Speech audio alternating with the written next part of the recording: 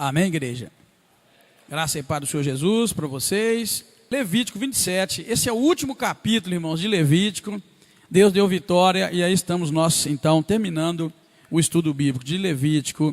Diz assim: disse o Senhor a Moisés, diz aos filhos de Israel, quando alguém fizer um voto de dar ao Senhor o valor estimado de uma pessoa, se a tua avaliação for de um homem da idade de 20 anos até a idade de 60, será a tua avaliação de 50 ciclos de prata, segundo o ciclo do santuário.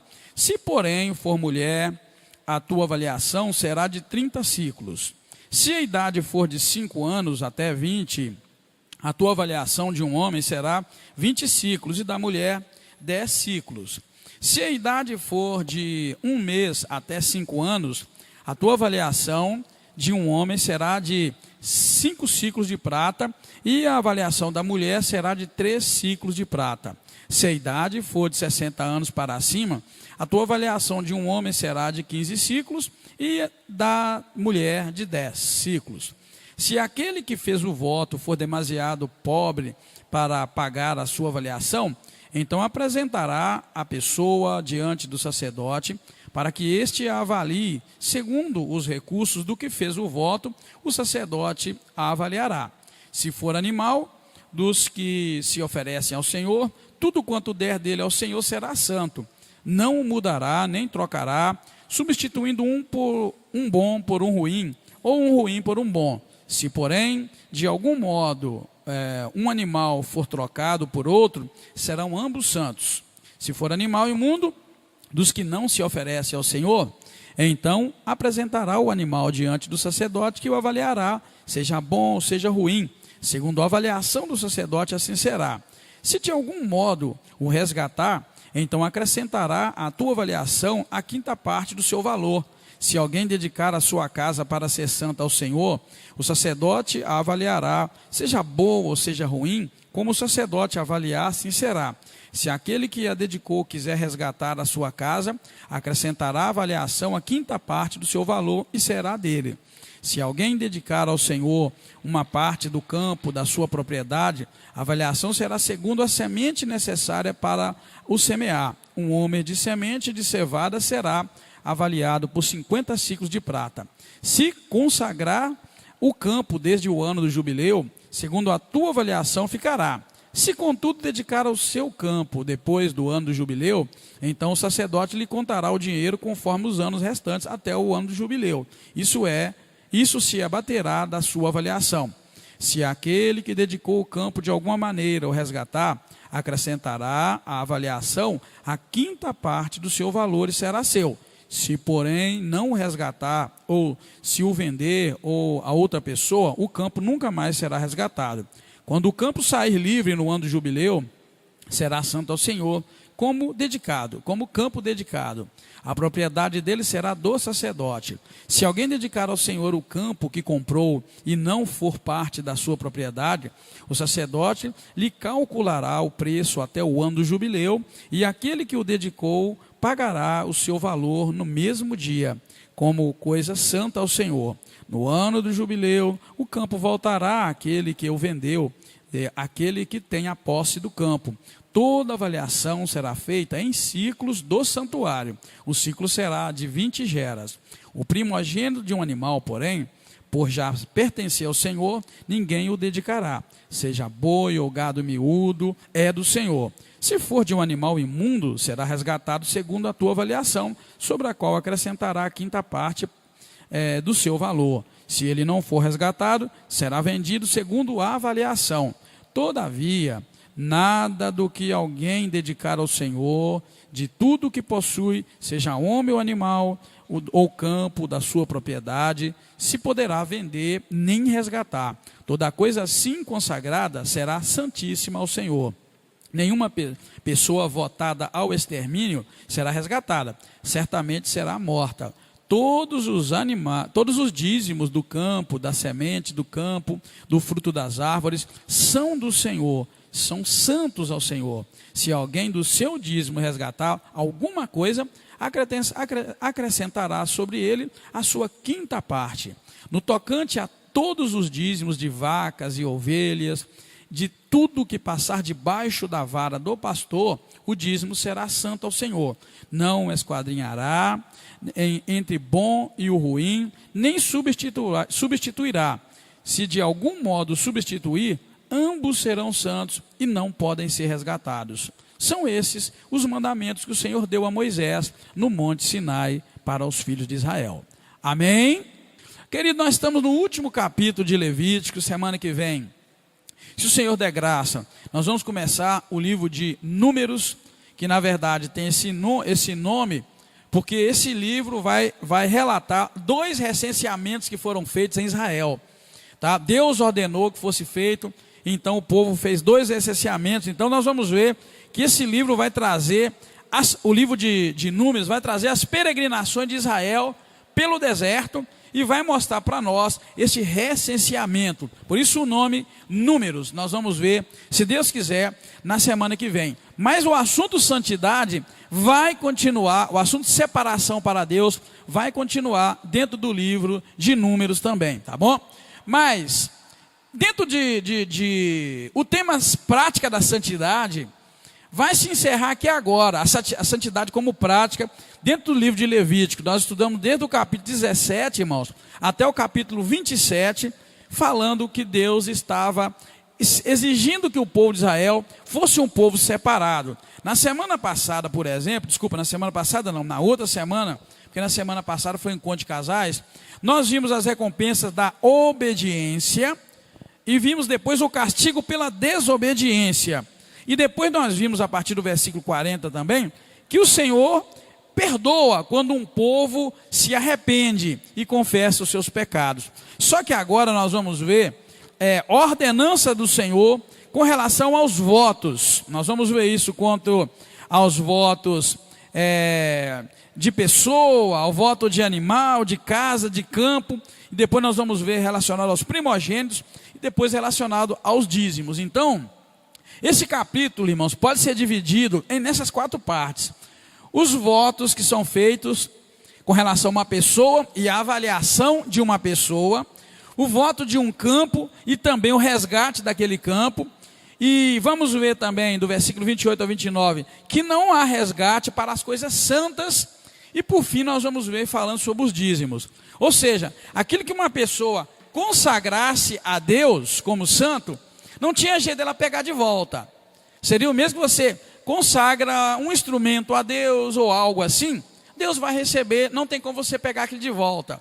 Então a gente precisa ter muito cuidado com os votos. Os irmãos vão se dar conta que voto é coisa séria.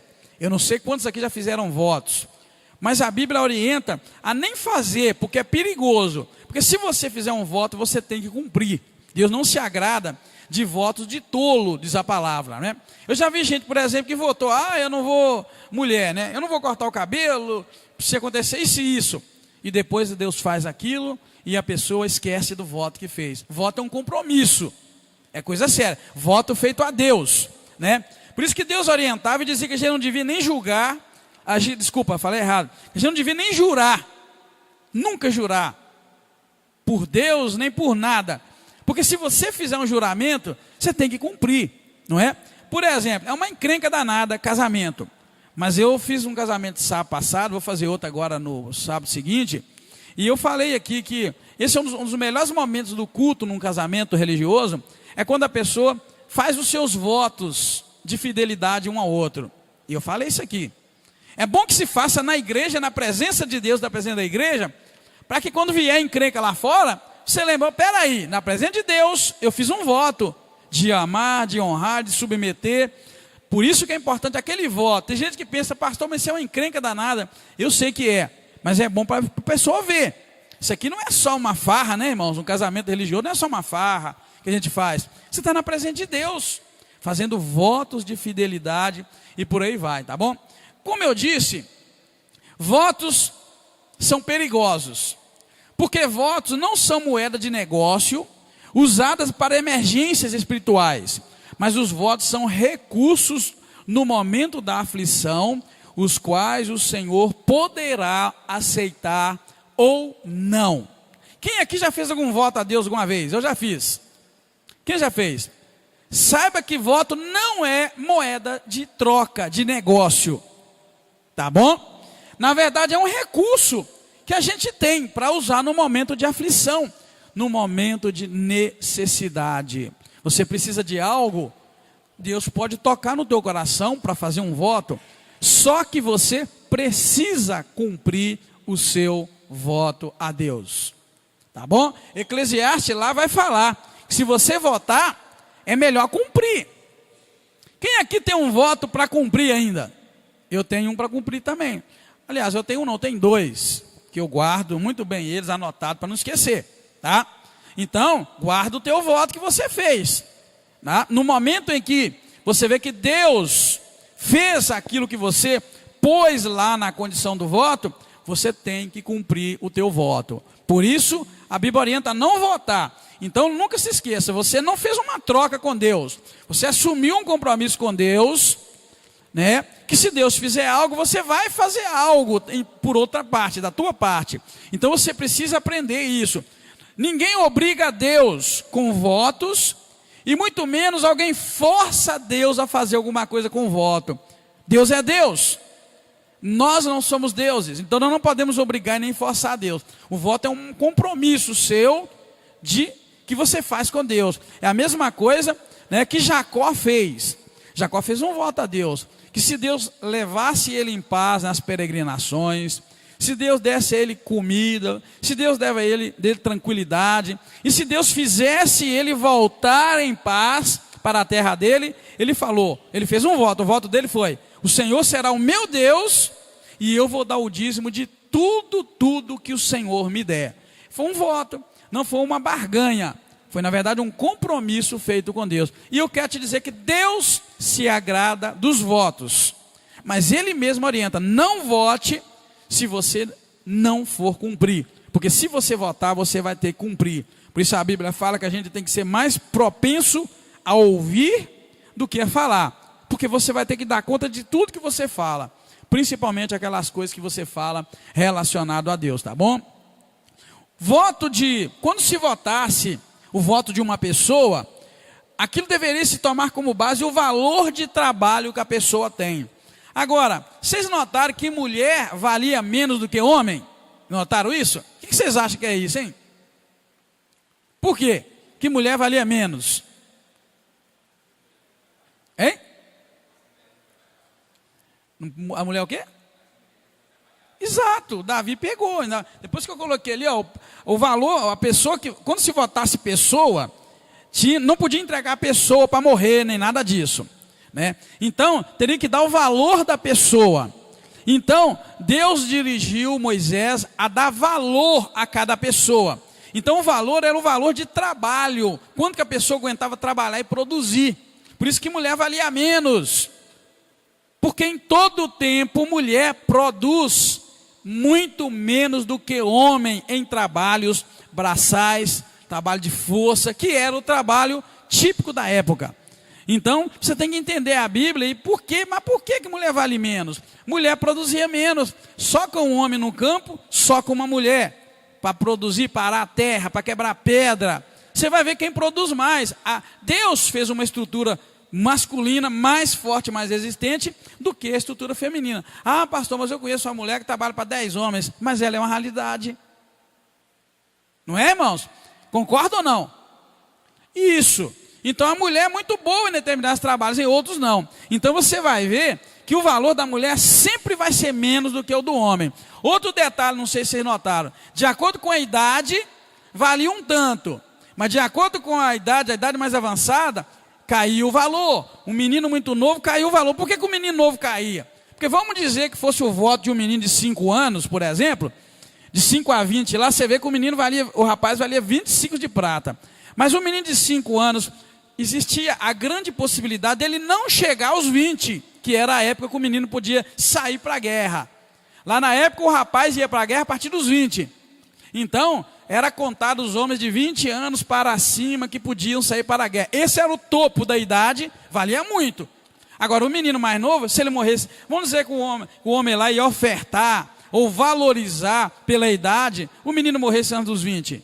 Perdeu, porque o menino não vai ser produtivo na guerra e nem nos trabalhos braçais. Então você nota que lá está assim, de 20 a 60 anos, olha bem, valia 50 ciclos por homem e mulher valia 30. Você vê que mulher sempre vai valer menos. O homem de 20 a 60 valia 50, porque é a idade que a pessoa mais tem força para trabalhar, de 20 a 60. Bem, se a idade for de 5 a 20, tá vendo? Antes de chegar no 20, ele valia 25 ciclos por rapaz, e por moça já era 10.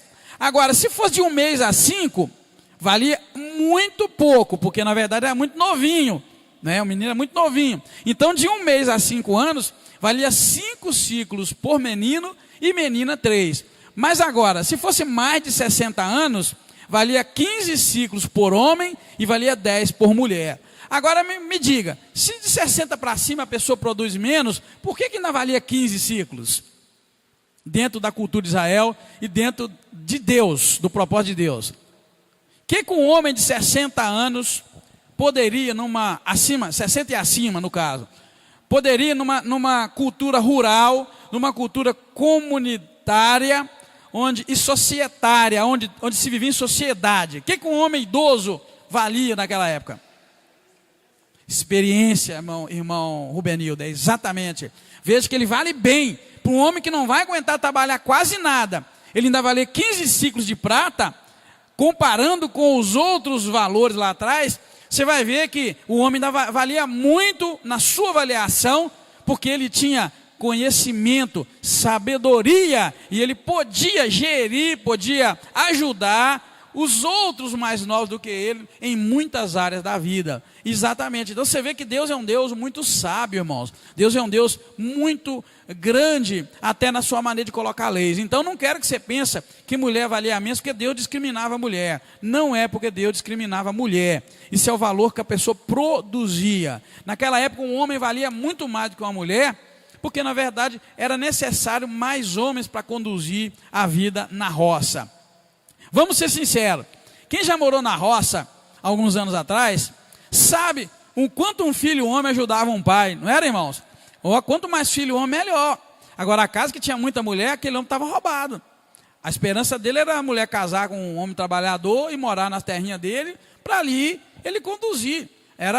Precisava de homem, trabalho braçal. Naquela época não se contratava serviço, todo mundo fazia ali, eles ajudavam a mexer na roça de um, depois passava para o sítio do outro, para aqueles ajudar lá no outro. Era a vida comunitária que existia.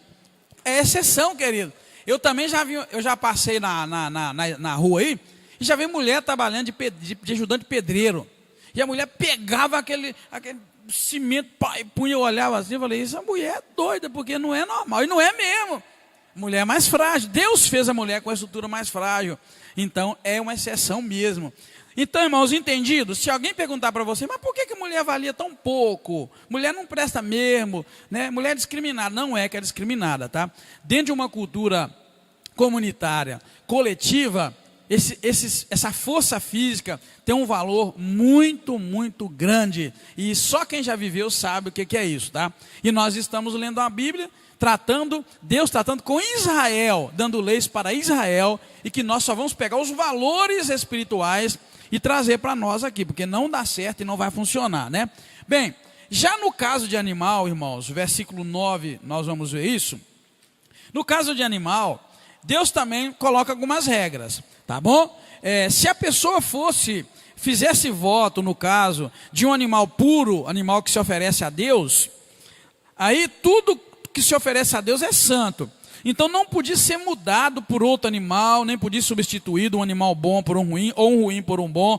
Você ofereceu a Deus, tipo, tal animal eu estou dando para Deus. Não importa, se lá na frente você desistisse por alguma forma, está dizendo que não podia ser resgatado, né? Mas já o animal imundo poderia ser resgatado. Aquele animal que Deus não aceitava como sacrifício, versículo 11, se for um animal imundo, dos que não se oferece ao Senhor, então apresentará o animal diante do sacerdote, o sacerdote vai avaliar o animal, quanto que ele custava, e segundo a avaliação, é que deveria ser pago. Então, diz o versículo 13, que se de algum modo resgatar, então deveria também ser acrescentado a quinta parte do seu valor. Se o sacerdote virasse e falasse assim, esse animal vale 10 ciclos.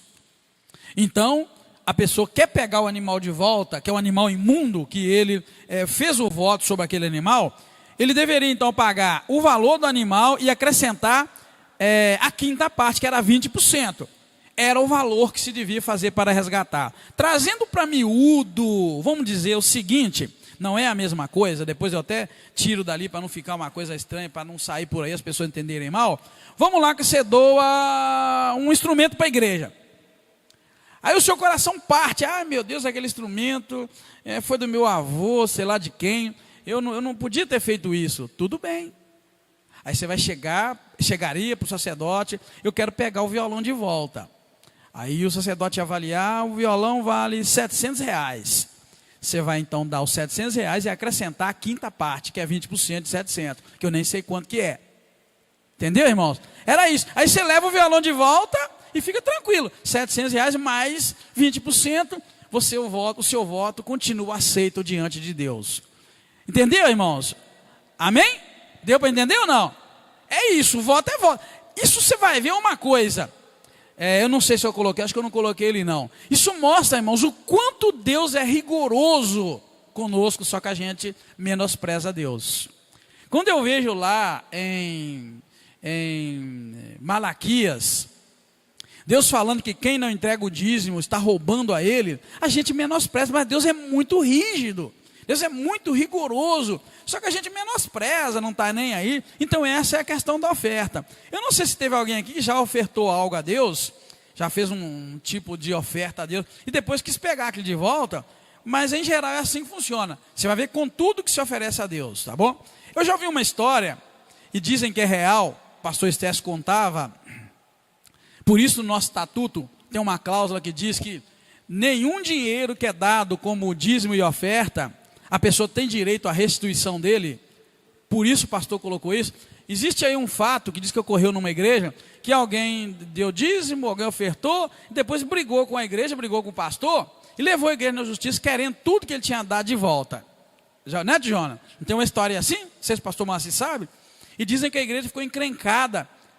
Não sei se teve que devolver, mas ficou encrencada porque a pessoa pediu. Então no nosso estatuto tem uma cláusula que diz que nenhum dinheiro, nenhum bem que é doado para a igreja, ou ofertado, ou dizimado, tem restituição. Então se alguém chegar um dia, pastor, estou com raiva da igreja, eu quero a restituição de tudo que eu dei para a igreja. Você quer? Tá bom.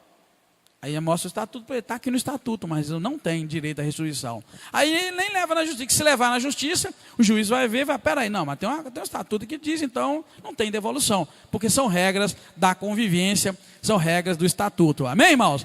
Mas é isso que está dizendo ali, eu estou falando para você assim, muito grosso modo, sem entrar em pormenores, porque na verdade é o que a Bíblia está dizendo para nós, tá?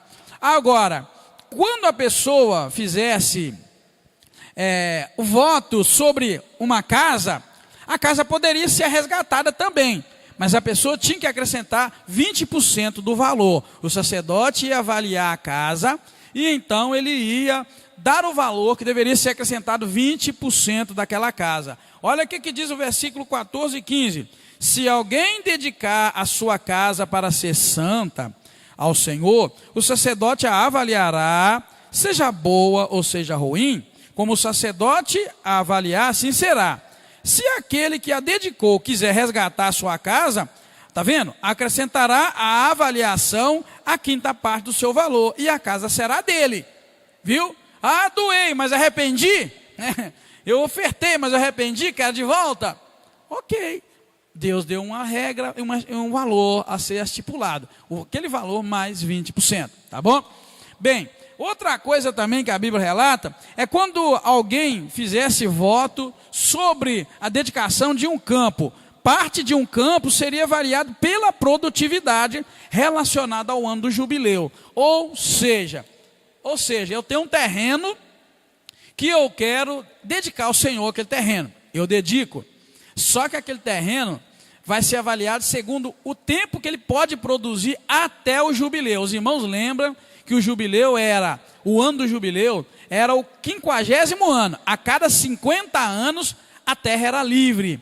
A terra voltava para o seu dono original, para quem vendeu. Então, se eu doasse um terreno, tinha que se olhar quanto tempo esse terreno ia ter para produzir.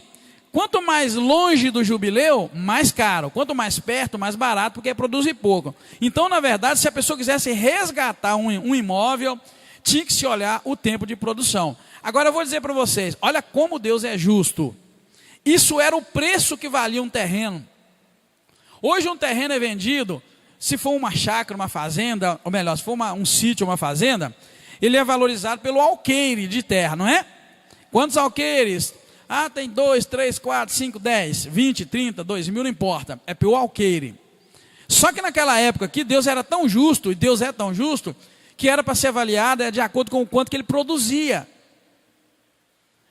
Agora, se você comprar 2 alqueires de terra, e 90% do alqueire de terra for pedra, me diga, essa terra vai produzir quanto? Viu? A injustiça do homem hoje? Hoje o homem é injusto. O homem vende uma terra, é alqueire, não quer nem saber. Aqui não. Aqui a orientação de Deus era o quanto que essa terra poderia produzir. Veja o versículo 16. Olha que lindo. Como é que Deus é maravilhoso. Se alguém dedicar ao Senhor uma parte do campo da sua propriedade, olha, a avaliação será segundo a semente necessária para semear. Olha que coisa linda. Então você pode ter 1000 alqueires de terra.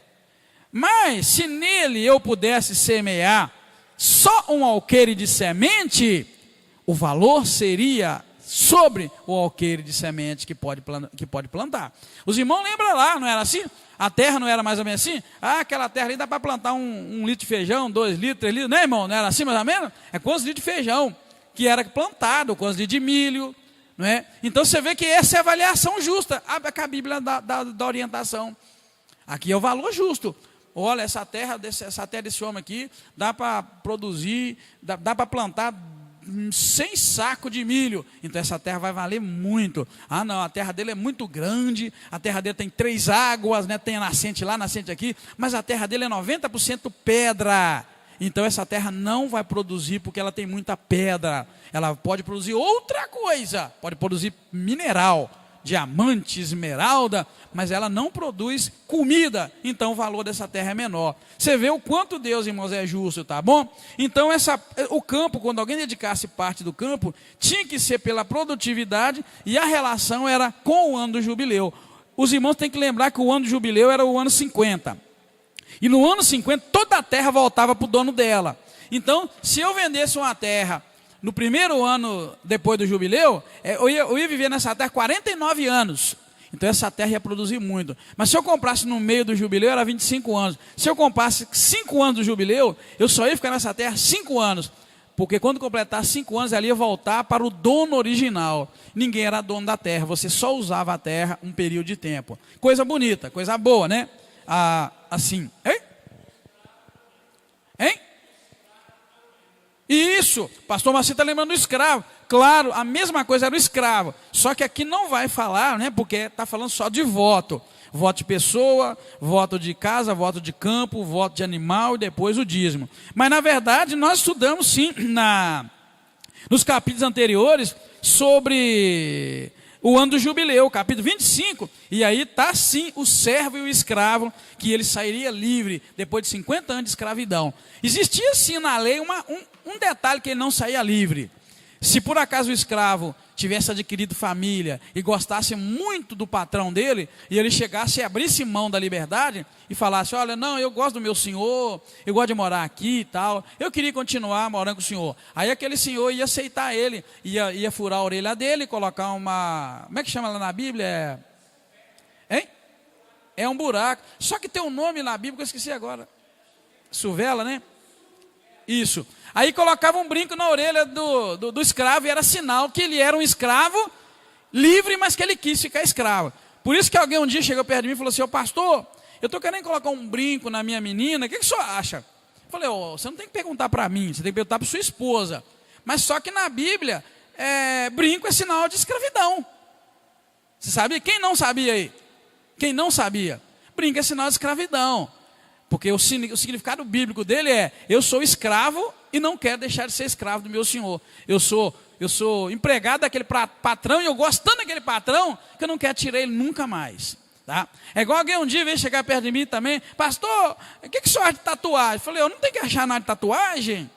Aí eu falei, mas a Bíblia diz de marcar o corpo, diz isso, isso e isso.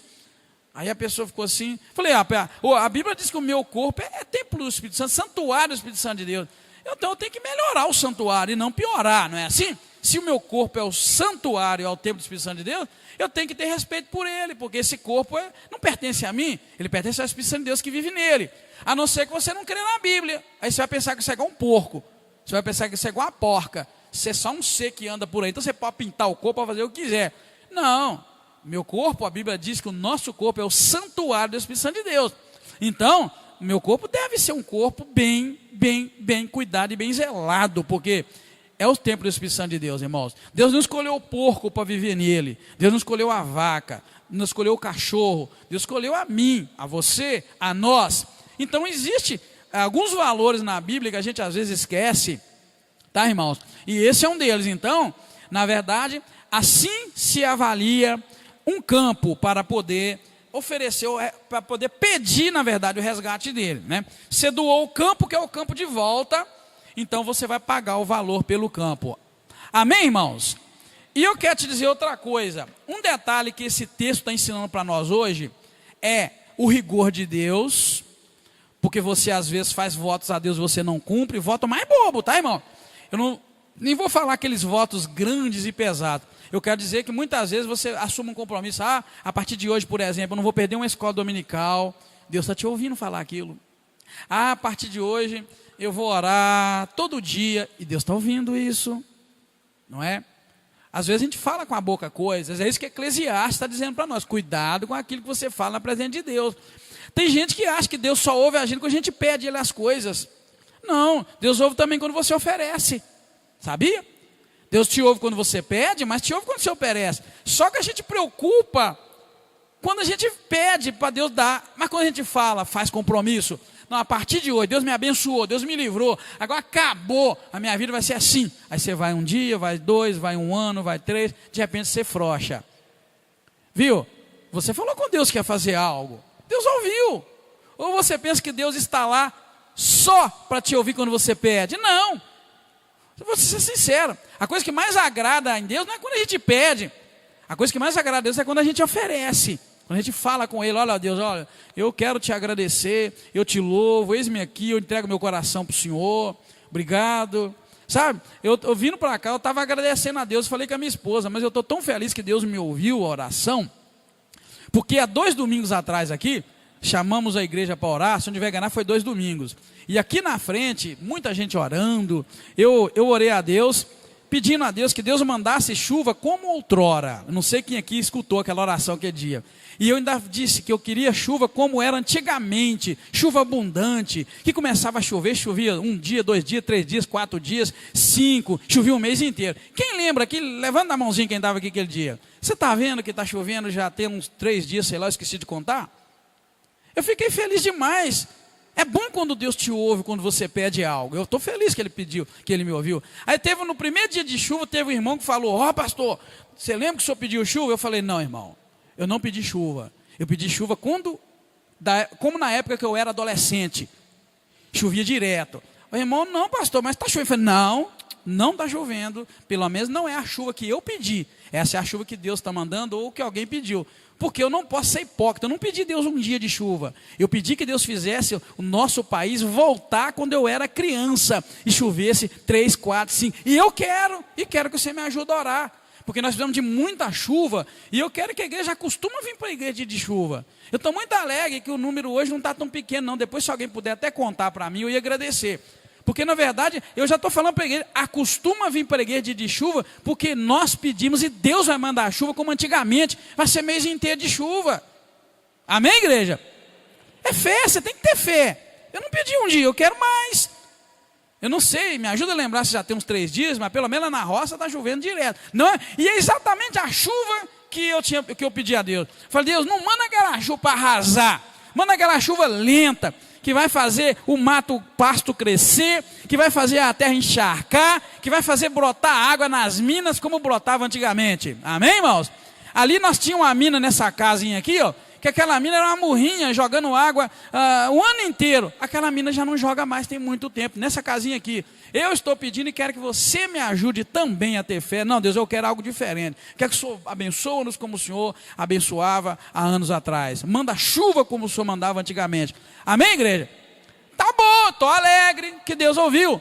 Mas agora eu quero que você entenda que Deus também me ouve quando eu faço voto e faço compromisso.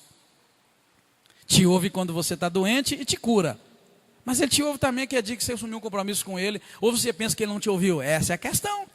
Ele me ouve e manda chuva quando eu peço. Mas quando eu falo com Ele, Deus, olha, eu vou todos os dias orar ao Senhor. Senhor, eu vou acordar toda madrugada e vou orar. Deus não viu. Mas aí a gente ora um dia, ora dois. Nós não falamos toda madrugada? Toda madrugada é até quando? Até eu morrer. Então, o segredo desse texto é vigia que Deus é muito rígido e rigoroso. Esse aqui está ensinando para nós. Não é? E depois nós vamos ver que a parte é a parte da fé, que Ele quer nos abençoar. Eu nunca vou esquecer, estava matando gente em tudo quanto é esquina de Ipatinga há uns anos atrás, 2013, 2014. E nós fizemos uma oração aqui na igreja, Deus, nós não queremos ver uma criminalidade aqui em Ipatinga. E matava ali no Parque Caravela, mas não matava aqui. Matava em Fabriciano, mas não matava aqui. Quem lembra dessa época, irmãos? Pouca gente talvez lembra. Mas foi uma experiência. Você lembra, irmã Valdete? Mas foi uma experiência linda. Isso é bom saber que Deus está te ouvindo, igreja. Na hora que você pede. Mas eu queria que você entendesse que Ele ouve também quando você abre a tua boca e diz algumas coisas que agrada a Ele. Tá? Quando você disser, não, eu vou ser o primeiro a fazer isso. Não, eu quero fazer. Isso é um voto.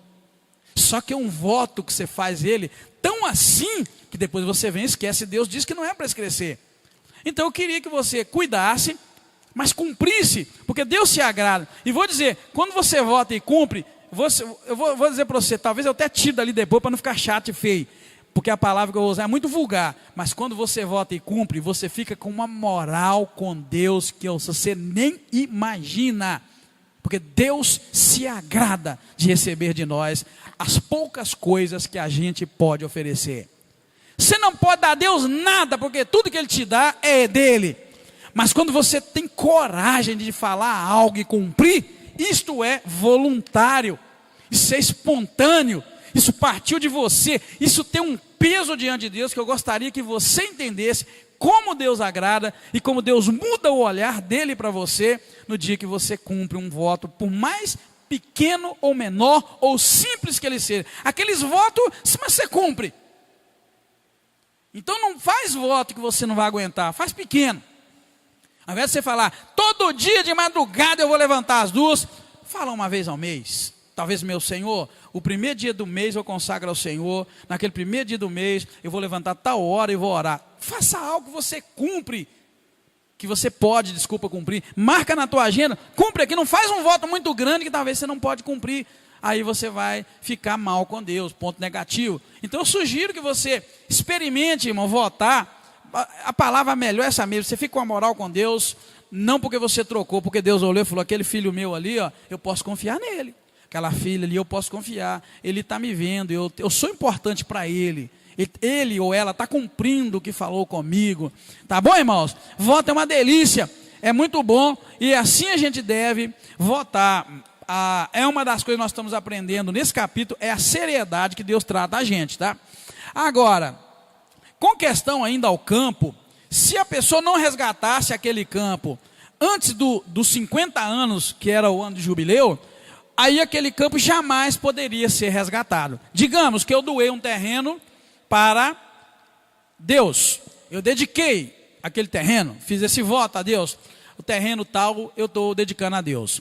Eu chegaria para o sacerdote, aliás, eu entregaria o imóvel, está aqui, é de Deus, eu dediquei a Deus. Como na lei de Deus nós vimos lá no capítulo 25, que no ano do jubileu, 50 anos, o imóvel voltaria para o seu primeiro dono, então eu tenho até o ano dos 50, o ano do jubileu, para ir lá e resgatar. Chegar lá e falar, olha, eu quero o terreno de volta, então eu quero aqui agora pagar o resgate dele. O sacerdote avalia pelos anos de jubileu e te dá. Se por acaso a pessoa não procurasse fazer esse resgate até o ano 50, que é o ano de jubileu, ele não poderia mais ser resgatado. Por quê? Porque aí ele já voltaria para o primeiro dono. Já imaginou se fosse hoje, o tanto de malandro que não ia fazer isso? Porque aí você ia, pegava o terreno de volta, o terreno voltava para o dono. Aliás, pegava o valor do terreno e o terreno voltava para o dono. Deus é muito justo, irmão. Deus é muito cheio de graça, né? Então, nesse caso, você vai ver que tinha que resgatar até o ano de jubileu.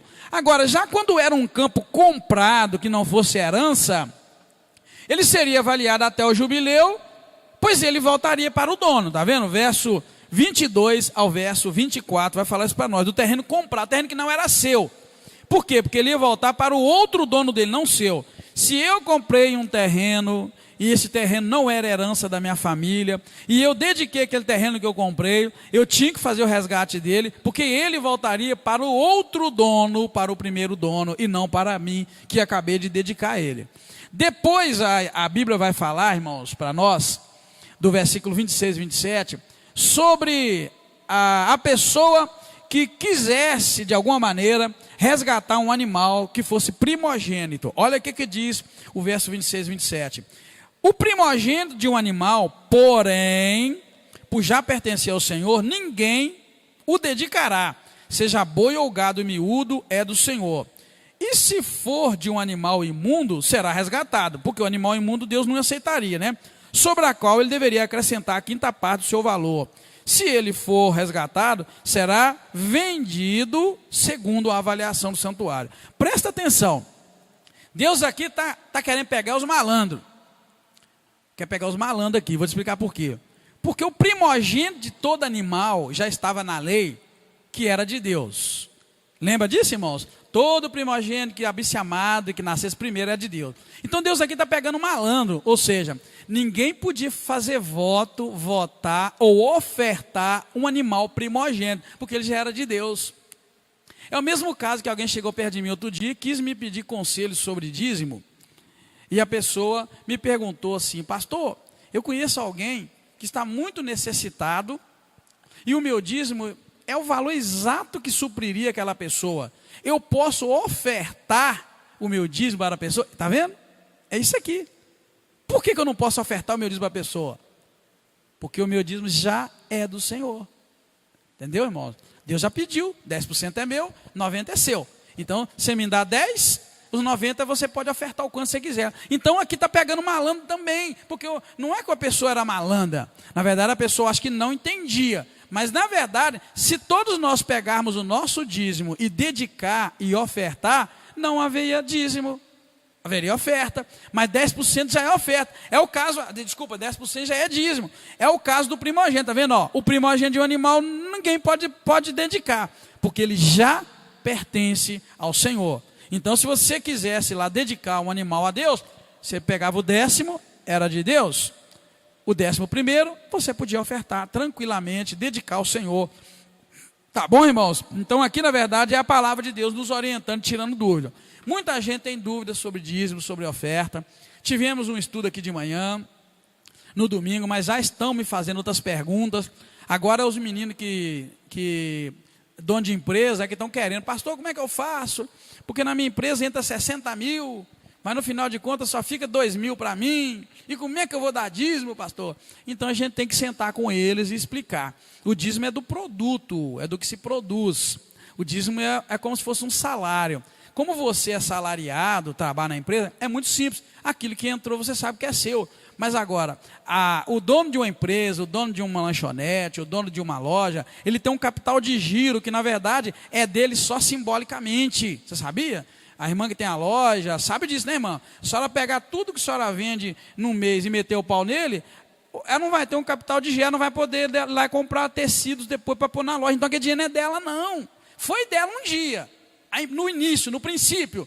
Mas depois parou de ser dela, passou a ser um capital de giro. Então, se a gente não tiver sabedoria, a gente ensina a ignorância, as pessoas se arrebentam e também não vai agradar a Deus. Deus não quer oferta de tolo. Deus não quer que você sirva a Ele com tolice, com burrice. Tem que ser com sabedoria. Então a gente precisa sentar com esses irmãos que já me pediram, pastor, me orienta, porque eu não sei. Já imaginou o irmão lá que vende 65 mil, 70 por mês, chegar aqui e meter 7 mil de dízimo, esse mês, depois mais um, quando ele der conta, ele vai ver, olha, cadê meu dinheiro? Sumiu, claro que sumiu.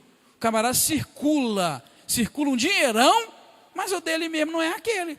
É o dinheiro que ele precisa para o mês que vem comprar produto, e depois ele vai precisar para o outro mês, para o outro mês, para o outro mês. É muito simples quando eu vou começar um negócio. Olha como é que é simples. Digamos que eu resolvo abrir uma lojinha mês que vem. É simples. Todo o dinheiro que eu tenho, eu já dou o dízimo dele mesmo. Então eu já dei. Olha como é que é tranquilo. Então eu já vou iniciar tendo dado o dízimo. Então o dinheiro que eu vou circular, eu já dei o dízimo dele. Estou livre diante de Deus. Então os outros que vierem agora, que for capital de giro, a gente vai sempre fazendo o cálculo, tirando esse capital de giro, porque não é meu. Ele é o que vai me dar o outro dinheirinho todo mês. É uma coisa simples, mas ao mesmo tempo complicada para chegar no entendimento. Tá bom, irmãos? Mas isso é outro assunto, né, que nós estamos falando aqui. Nesse caso ainda é sobre o primogênito, que Deus aqui está mostrando para nós que aquele que já era dele não podia ser oferecido a ele outra vez. De forma alguma, não podia ser dedicado, no caso dos primogênitos que Deus cobrava, tá bom? E você sabe também, né, que Deus cobrava o primogênito do homem também, tá, irmãos? Lembra? O primogênito do filho, o filho primogênito também era consagrado a Deus. Só que o filho primogênito era oferecido simbolicamente. Deus pegou, por exemplo, da tribo de Israel, Deus pegou de Israel uma tribo como para substituir o primogênito. Quem lembra que era? A tribo de Levi. A tribo de Levi toda era dele. Deus pegou o levita tudo para ele e falou que ali ele estava de uma maneira simbólica, pegando, né, homens e famílias para substituir todo o povo de Israel. Bem, versículo 28 e 29 vai mostrar que a coisa dedicada ao Senhor era santa e não poderia ser resgatada. Também não poderia se resgatar a pessoa que estava sob pena de morte. Por quê? Porque a pessoa que Deus determinasse que ela deveria morrer, ela não podia ser resgatada por valor nenhum, porque senão ia livrar aquela pessoa da morte. Então Deus ali também está arrancando aqueles recursos, né, que a justiça tem. Já viu que o camarada é condenado aqui em Patinga? Aí ele recorre lá em Minas Gerais, no Tribunal de Minas Gerais. Aí ele é derrotado lá, aí ele recorre lá em Brasília, Supremo Tribunal Federal. Aí é derrotado lá e está roubado. Mas na verdade Deus está livrando isso aqui. Se o camarada fosse julgado digno de morte, por algum dos motivos que Deus estabeleceu, não cabia resgate sobre a vida dele, porque ele tinha que ser morto e acabou. Certamente a mesma lei para os animais. Acompanha na sua Bíblia, verso 28 e 29, diz assim: todavia, irmãos, olha, nada do que alguém dedicar ao Senhor, de tudo o que possui, seja homem ou animal, ou campo da sua propriedade, se poderá vender nem resgatar, porque uma vez que ele fez isso, a coisa é consagrada ao Senhor, ela será santíssima. Verso 29 e 30, olha: nenhuma pessoa votada ao extermínio será resgatada, certamente será morta. Aquela pessoa, por exemplo, que blasfemou de Deus. Os irmãos lembram lá, quando nós estudamos aqui sobre a blasfêmia, no capítulo 24, que a pessoa que blasfemasse de Deus, ela deveria ser morta. Então veja bem, irmãos, aquela pessoa, por exemplo, que blasfemou de Deus, no capítulo 24 fala, e Deus determinou que ela deveria ser morta, não caberia resgate para ela aqui no capítulo 27, que está falando do resgate das coisas oferecidas a Deus. Por que não cabia? Porque ela já estava determinada a morrer. E se fosse resgatada, ela não ia morrer. Então a coisa dedicada é séria. Quem aqui já dedicou algum filho a Deus? Então você tem que entender que você dedicou a Deus, ele é de Deus. Deixa Deus cuidar. Lembra na Bíblia de alguém que dedicou algum filho a Deus? Sabe pra vocês verem como é que é coisa séria? Quem? Samuel? Exatamente, é o primeiro exemplo de uma pessoa que foi consagrada a Deus. Na verdade, foi uma loucura de certa forma, mas uma loucura que terminou bem, tá, irmãos? Vou te explicar por que terminou bem. Terminou bem porque Ana cumpriu o seu voto. Mas é loucura. Por que é loucura? Ela orou na angústia, na aflição, porque ela não tinha filhos, e ela fez um voto.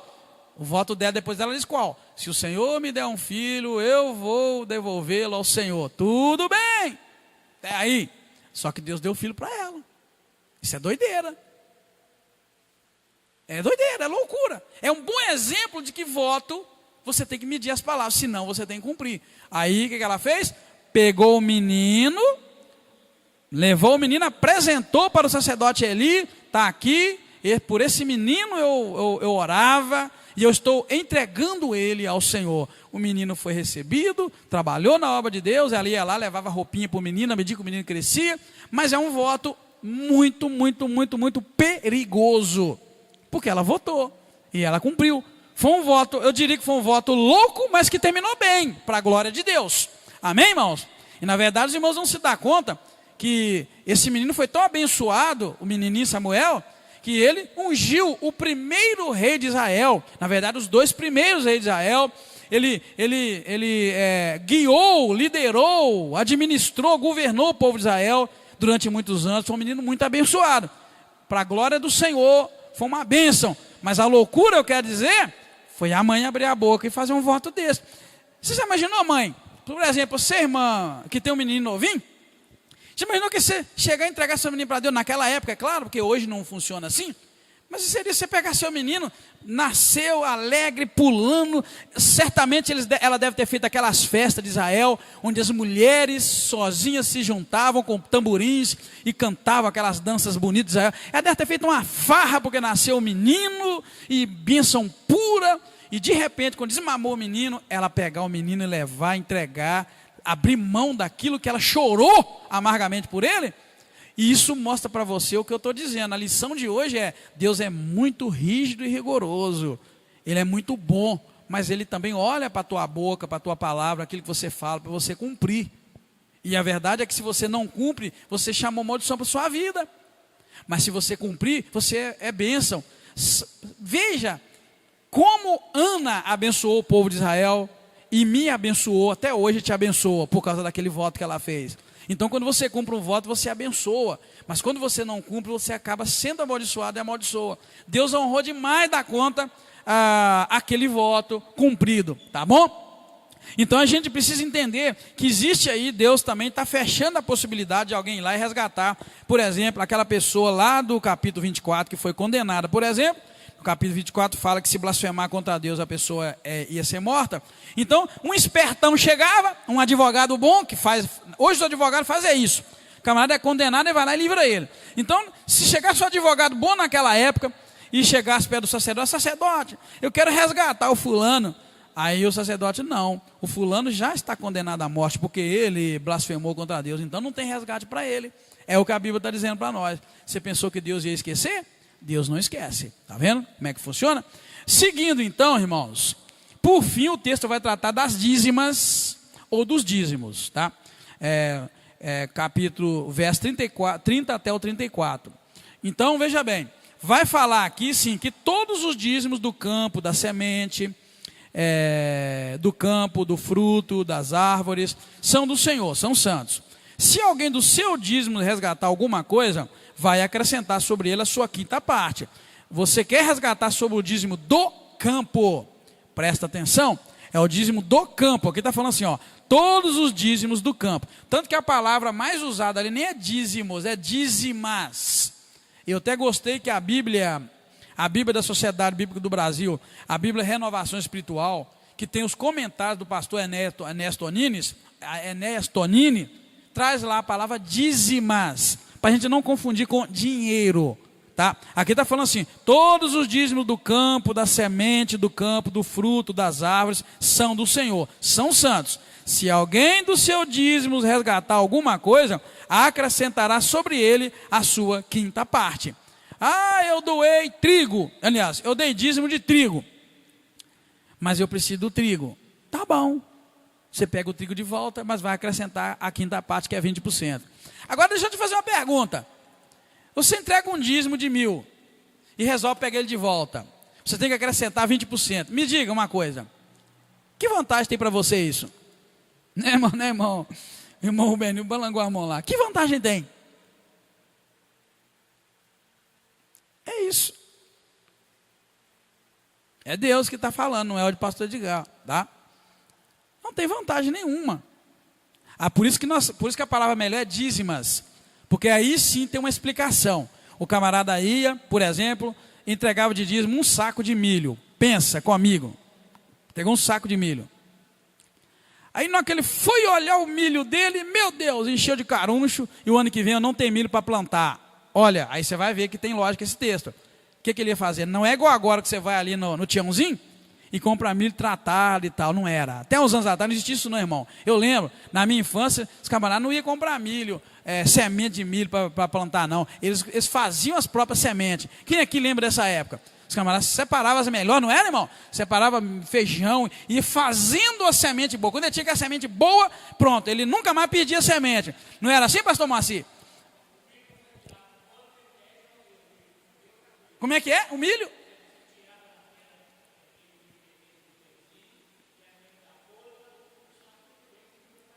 Não é? Essa era a semente. Era assim, querido, eu estou falando sério. Hoje você só precisa de dinheiro, você vai lá e compra 1 quilo, 2 quilos, um saco, 2 sacos, o que você quiser produzir. E milho de primeira selecionaria. Existe empresa para produzir semente, essa é a verdade, existem várias empresas. Mas na época, eu lembro da minha infância, não era não. O camarada saía catando os feijãozinhos, fazia a semente boa, o milho fazia semente. E aí ele tinha semente até para doar, para emprestar, para vender para algum amigo. Era assim. Então você vai entender que esse texto de Deus tem um valor que para nós hoje não entendia. Você dá 100 reais de dízimo. Você chega lá e fala, me devolve o dízimo que eu estou precisando. Mas você vai ter que devolver 120, você vai ver que não tem valor nenhum. Mas aqui, na cultura dessa época, existe todo um sentido. Está falando assim, todos os dízimos do campo, olha, da semente do campo, do fruto das árvores, são do Senhor. Você levou um saco de manga, é do Senhor. Você levou um saco de milho, é do Senhor. Mas aí você chega em casa, o seu milho acabou, o caruncho, deu caruncho, molhou. Você, meu Deus, e agora o que eu vou fazer? Volta na casa de Deus, rapaz. Está lá com o sacerdote. Chega lá e combina com o sacerdote. Sacerdote, eu preciso do meu milho de volta, que eu entreguei de dízimo. Infelizmente, meu milho acabou e eu não vou ter produção ano que vem. Não, tudo bem, deixa eu avaliar. Seu saco de milho vale tanto. Ele leva e ele vai devolver o ano que vem um saco de milho que ele devia, mais 20%, mais a quinta parte de um saco que está pago, está na bênção de Deus. Viu, queridos, como é que Deus é um Deus tremendo? Amém, igreja? E o que o sacerdote fazia com aquele milho? Você lembra? A Bíblia fala, comia. Aquilo é para manter os sacerdotes trabalhando, a casa de Deus funcionando. Tanto que Malaquias fala assim, trazei todos os dízimos à casa do tesouro, para que haja mantimento na minha casa. Naquela época, irmãos, não tinha nada a não ser comida, era mantimento, para que tivesse comida na despensa, para os meus sacerdotes, para os meus levitas, terem o que comer e poder oferecer sacrifício, e poder pregar para vocês, ensinar vocês. Naquela época era mantimento, com todo respeito. Você sabe muito bem que hoje, pastores e obreiros e mais obreiros, eles querem ficar rico e milionário com dinheiro. Não era assim naquela época, era comida, era arroz, feijão, sustento para a vida inteira. Porque o camarada era sacerdote até morrer. Ele era alimentado pelo povo até morrer. Morreu, acabou. Ele tinha camelo, ele tinha carne, ele tinha comida. Tudo que era chegava até ele, para ele comer. Não tinha salário, o camarada não precisava de salário, era comer. Era comer e viver, era o que Deus estava propondo para o povo de Israel nesse texto. Você quer pegar o seu dízimo? Pode, leva ele, mas depois você vai trazer o valor de 20% a mais. Então, na verdade, nunca ia faltar para o sacerdote, já percebeu, irmão? Aquele mantimento que Malaquias fala, para que haja mantimento na minha casa, jamais ia faltar, porque Deus estava provendo. Mas só que Deus também acaba fazendo um esquema aí, você viu, né? Se o camarada precisasse, ele levava, mas ele tinha que devolver mais do que ele pegou. É uma justiça de Deus, tá bom? É uma justiça de Deus, mas ela está aí na Bíblia, nós não podemos negligenciar. Agora, se fosse dízimo de animais, irmãos, não se podia substituir por outros, a menos que quisesse entregar os 2 animais. Olha bem, diz assim, no tocante aos dízimos de vaca, verso 32. No tocante aos dízimos que fosse de vaca, lembra lá, irmão, nós estamos naquela época, não é hoje que o dízimo é dinheiro. Naquela época o camarada ia entregar o dízimo de vaca, e o mais bonito, deixa eu contar para você, que eu tive fazendo várias pesquisas em Israel, o mais bonito é que era contado vaca, contado ovelha, contado carneiro, da seguinte maneira, era passado os animais, tipo um tronco, que era uma cerca pequenininha, que passava um animal por vez. Aí o pastor ia contando assim, 1, 2, 3, não é assim, ao contrário, né? Ia vindo assim, passando assim, ele ia, 1, 2, 3, 4, 5, 6, 7, 8, 9, 10. Diz a história que ele marcava aquela 10ª, e quando ela passava, tinha um ajudante que tirava aquela é do Senhor. É a coisa mais linda, é por isso que tem um texto aqui na frente que você vai entender ele. Aí tirou aquela 9, passava a 9, a 10ª ele marcava com uma tinta colorida, álcool colorido, poderia ser urucum, não sei. Aí o outro ajudante já pegava e levava. Aí começava a contar outra vez, 1, 2, 3, 4, 5, 6, 7, 8, 9, 10, marcava aquela. O ajudante levava, aquele era o dízimo. Então você vai ver que no caso do animal, o texto vai dizer para nós assim, verso 32. No tocante a todos os dízimos de vacas e ovelhas, de tudo que passar debaixo da vara do pastor, está vendo aí? Como é que diz o seu 32? O meu fala debaixo da vara, tem um que fala bordão. Hein? Bordão, não é? Está vendo, querido? Aí estava aqui, ninguém sabia, agora a gente sabe. Ia passando, não tinha calculadora, não tinha que ter tudo. Então ia 10, passava debaixo do bordão no pastor, ele marca, o ajudante tirava, essa é de Deus. É por isso que lá está falando que se fosse animal, você não podia trocar por um bom nem por um ruim. Porque Deus não exigia que o camarada ficasse na escolha. Passou 1, 2, 3, 4, 10, essa é de Deus. Se passasse a melhor vaca dele, aquela que produzia 40 litros de leite, e aquela de raça cara, fala uma raça de vaca cara aí, irmão. Holandês é cara? Viu, o pastor Marcinho foi mais perto que você. Então, o camarada tinha as vacas mais ruins do mundo, mas tinha holandesa. Na hora que ele estava passando, a 10ª holandesa, por isso que aquele texto lá atrás fala que ele não podia substituir uma boa por uma ruim, e nem uma ruim por uma boa. Deixa eu ver se eu acho aqui, só para você ver. Achei, verso 14. Ó, rapaz, mas nesse caso aqui, era a casa. Tem uma outra lá que é o animal, rapaz. Achei. Não. Trocarás o pedido ele. Achei, verso 10. Isso, olha o verso 10, para você entender. Verso 9. Se for animal dos que se oferece ao Senhor, tudo quanto der dele ao Senhor será santo. Verso 10. Não o mudará, nem o trocará. Está vendo? Ó? Substituindo um bom por um ruim, ou um ruim por um bom. Porque era uma jogada de sorte. Você ia passando, contou 10, caiu a sua vaca melhor, você não podia substituir, ela é de Deus. Mas se caísse a ruim, está falando também que a ruim não podia ser substituída. Deus é um Deus tão justo que está falando assim. Caiu aquela pior vaca que estava morrendo, está falando que você não pode substituir aquela que é de Deus. Aí vai explicar. Se você quiser substituir a ruim, tipo assim, não, Deus não merece. Essa vaca está morrendo, eu quero substituir. Você vai ver que tem uma regra. Só que a regra aqui você não pegava de volta. Você ia deixar ruim e dar uma boa. Deus estava aceitando da mesma forma. Olha como é que a Bíblia é bonita. 33. Não esquadrinhará entre bom e o ruim. Está vendo? Porque foi um jogo de sorte. E nem substituirá. Agora, se de algum modo substituir o ruim por um bom, ou o bom por um ruim, ambos serão santos e não podem ser resgatados. Viu como é que Deus estava fazendo? Era um jogo de sorte. Se você fosse bom demais para Deus e viu que a vaca era muito ruim, que eu já vi gente fazendo assim. Tá ruim demais, eu quero dar uma melhor. Está falando que podia. Mas como caiu em cima da vaca ruim, a vaca ruim é do Senhor, e você, eu quero dar uma vaca melhor, que essa está muito ruim. Pode dar, mas as duas eram do Senhor, a ruim e a boa.